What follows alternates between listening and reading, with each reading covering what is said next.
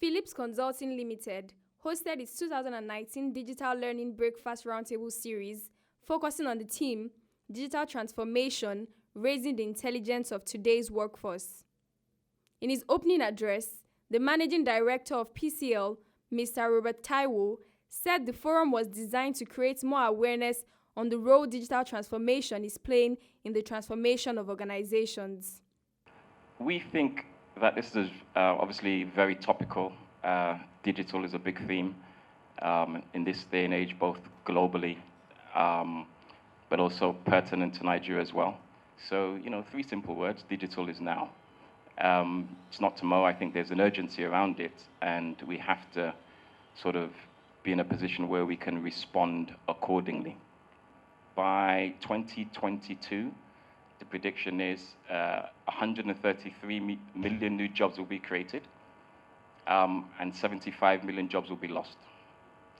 In 2025, machines will be doing more work than humans.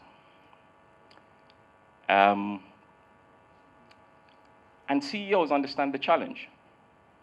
So 90% of CEOs in a recent survey, I think done in 2017, 90% of CEOs understand the digital challenge and what lies ahead.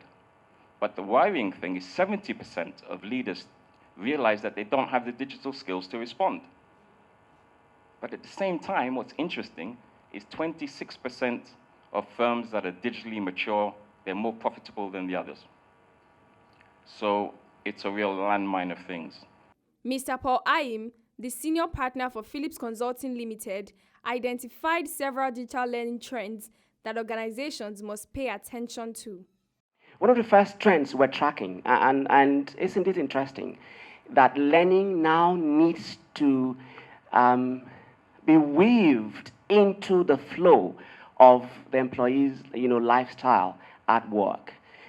So that means he doesn't need to take a step out to be able to get learning. So at any point in time, wherever he is, he should be able to have access and be able to benefit from learning. So statistics show, and this is one of the latest research that has just been done by the 2019 Human Capital Trends team. And again, it is showing that giving attention to embedding learning in the flow of employees' work is indeed one of the topmost trends. Essentially, if you think about it, these employees are, as we're going to see, already living digital lives. And so when we think about, as organizations, how are we addressing, how are we moving that lifestyle they have into the workplace? Because the whole concept around digital transformation is about customer behaviors, right? As customer behaviors are changing, how is the organization responding to those changes? Indeed. The keynote speaker for the event, Mrs. Olufunke Amobi, country head Human Capital Stanbic IBTC, asserted that digital intelligence was crucial to the business imperatives of corporations in the age of the fourth industrial revolution. I know a lot of fellow HR directors are in the room and a lot of learning people are in the room. It just gives me the excitement to know that we are very important in this conversation. And if we take that position, we can indeed support our organizations to achieve what is today's business imperative. Because there's no successful business agenda without a digital underlay. No successful business agenda, regardless of the sector, there is a digital underlay. And if we realize how important as HR directors the subject of digital intelligence is to the business imperative now and the business agenda, then we know we're in the showcase, because they must listen to us. How are we going to build this workforce? And we have to be ready to respond in the speed of light, is what I imagine.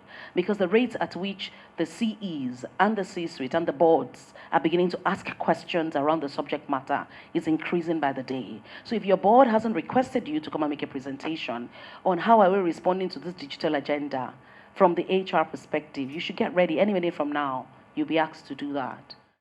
Mr. Shane Kerwan, EMEA Channels Director, SkillSoft Learning, in his presentation highlighted the digital preparedness of the workforce and the essence of individuals understanding their role in digital transformation phase. As an organization, SkillSoft realized that we needed to digitally transform. We needed to take a look at our digital strategy and say, what are we going to do?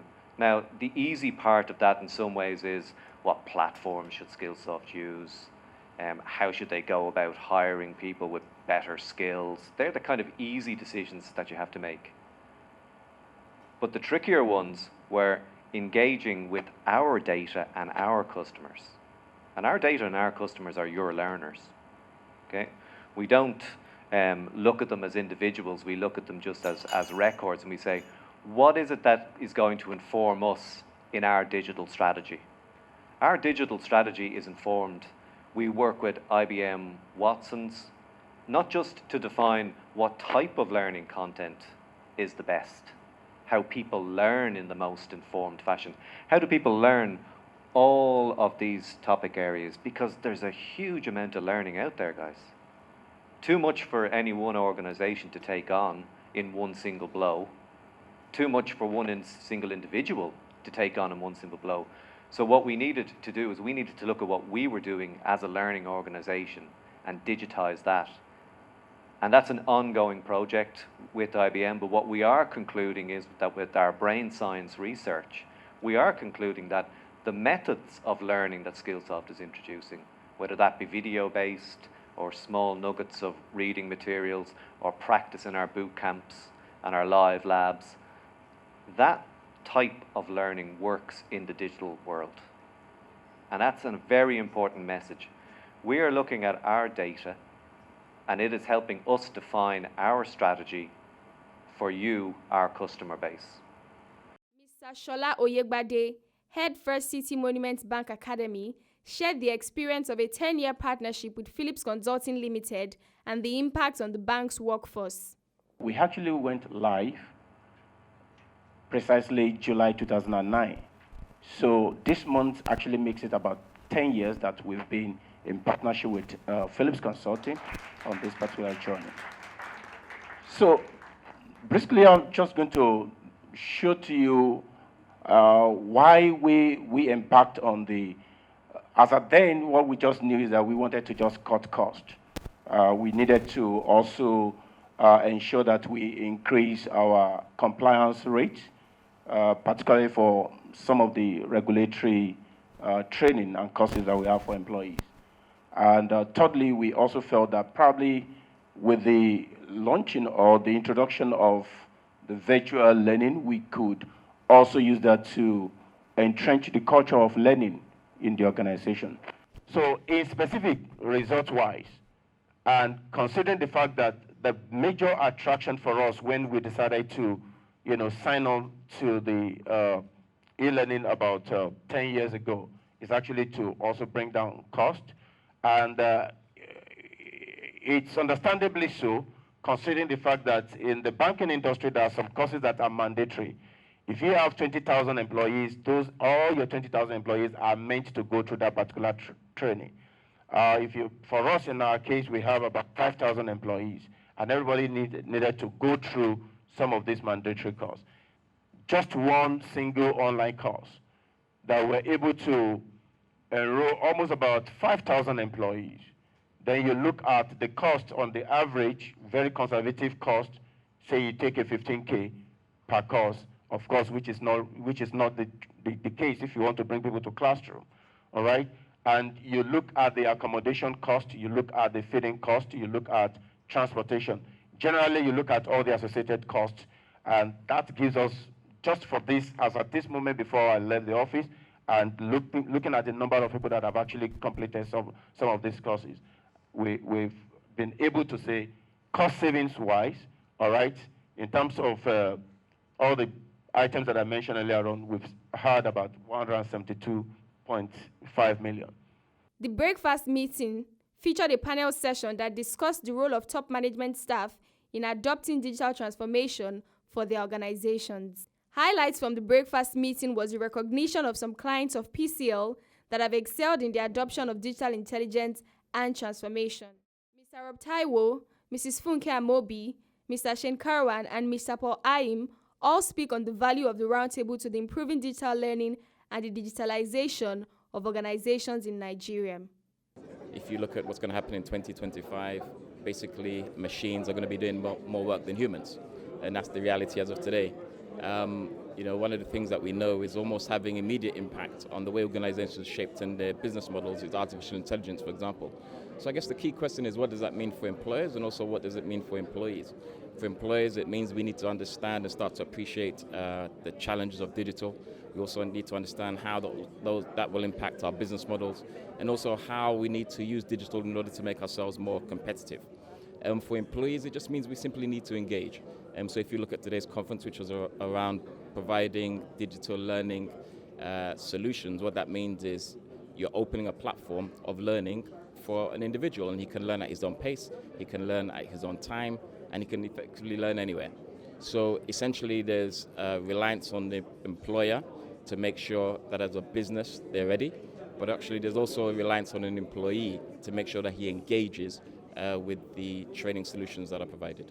To drive digital learning, you need people to understand that it's become a way of life, that our culture is shifting. We're going to begin to make learning on the go. We want people to learn on the go, and we want people to take ownership of their learning, and we want people to define their pace of learning. That is why we introduced digital. And thirdly, we have to provide the work tools. So to drive digital learning, you need to facilitate the work tools required to drive digital learning. You need a learning management system. You need to buy content. You need content generated internally, which may be your own bespoke solutions. You also need to buy off content from off the shelf, all of the contents which must be aligned, of course, to your business strategy. Because learning is not standing alone by itself. Learning in itself is supporting the achievement, building the workforce capability to deliver on the business agenda. So you first of all need to put in place the learning infrastructure, the work tools that will enable people to get onto, digital learning. And then finally, of course, you then need to operationalize things. The future seems very, very bright, I think would be the most honest answer. In today's economy, with the fast-moving digital pace, learning is just running alongside that. I mean, it's just another element of the digital transformation experience, and learning in itself has to coincide with that digital transformation. You can't sit back and not change learning when you're talking about the digital transformation in an organisation, in an industry, or in a global outlook.